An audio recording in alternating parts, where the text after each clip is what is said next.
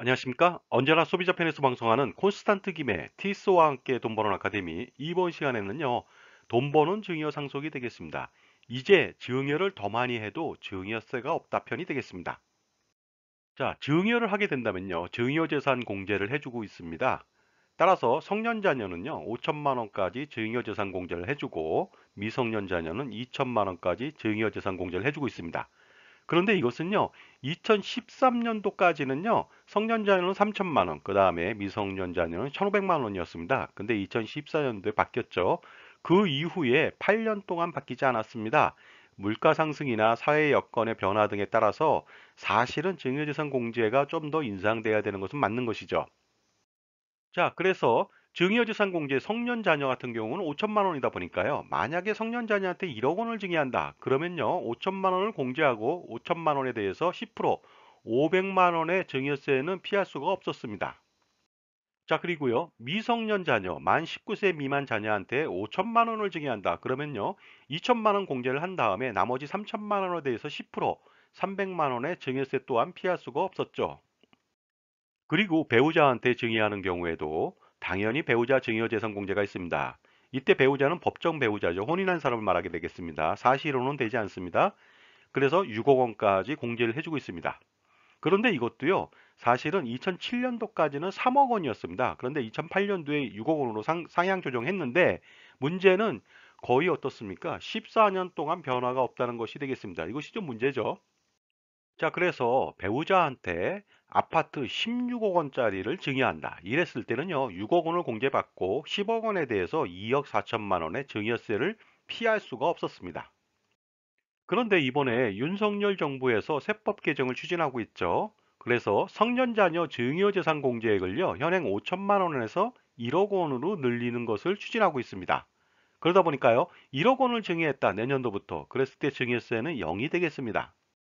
그리고 또 미성년 자녀, 만 19세 미만 자녀에 대해서도 증여재산 공제액을 현행 2천만 원에서 5천만 원으로 늘리기로 했습니다.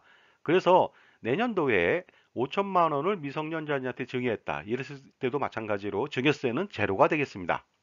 자, 그러나 배우자 증여재산 공제 인상안은 제외됐습니다. 그러다 보니까요, 그 자녀들보다도 먼저 세법 개정이 돼갖고 14년 동안 6억 원에 묶여 있었는데 이것은 먼저 해줘야 되지 않을까 생각을 하는데 아쉽게도 배우자 증여재산 공제는 인상안에서 제외됐습니다. 그리고 또한 증여재산 공제 10년 합산도 뭐 3년 합산이나 5년 합산 등으로 줄이는 방안들도 마찬가지로 요지부동으로 변화가 없을 것으로 보입니다. 자, 그렇다면요. 자녀 등에게 사전 증여를 계획하고 있는 분들은 올해 하지 말고 기다렸다가 내년에 증여하는 것이 더 좋을까요? 절대로 그렇지는 않습니다. 거기에 대해서 알아보도록 하겠습니다. 자, 지금까지 제 정보가 만족스러우셨다면요. 구독과 좋아요 부탁드리겠습니다. 계속하겠습니다. 자, 내년에 증여하지 말라고 하는 것은 무슨 이유일까요? 그것은요, 첫 번째, 증여재산가액이 상승하기 때문에 증여세 부담이 생깁니다. 두 번째는요, 바로 증여재산가액도 상승하지만 취득세율도 현행 시가표준액에서 실거래가로 적용하기 때문에 거의 2배 이상을 물 수도 있습니다. 그렇기 때문에 올해 반드시 증여하라는 뜻이 되겠습니다. 그렇다면 시뮬레이션을 한번 해보도록 하겠습니다. 지금 아파트를요, 성년자녀한테 증여한다고 가정해 볼까요? 시가 15억 원이고요. 공시 가격은 10억 원이 되겠습니다. 이랬을 때 증여세는요, 4억 2천만 원이고요. 취득세는 1억 2,400만 원. 중과했을 때 기준이 되겠습니다. 이 정도 들어가죠? 그런데 내년에 증여한다고 가정해 보도록 하겠습니다. 자, 아파트 가격이 상승하겠죠? 5%만 상승한다고 가정해 보면요. 시가는 15억 7,500만 원이 되겠습니다. 공시 가격도 약 10% 상승한다고 가정해 보면요. 11억 원이 되겠습니다. 이 상태에서 증여세를 계산하면요. 증여세가 오히려 늘어납니다. 4억 3천만 원이 되고요. 취득세는 엄청나게 늘어납니다. 왜냐하면 시가를 반영하거든요. 따라서 1억 9,530만 원이나 됩니다.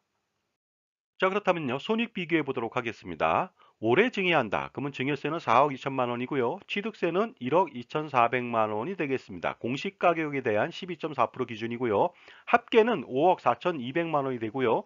내년에 만약에 증여한다. 그러면 증여세는 4억 3천이고요. 물론 1억 원까지 공제를 받아도 그렇습니다. 취득세는요. 시가를 반영하죠. 1억 9,530만 원이나 됩니다. 따라서 합계액은요.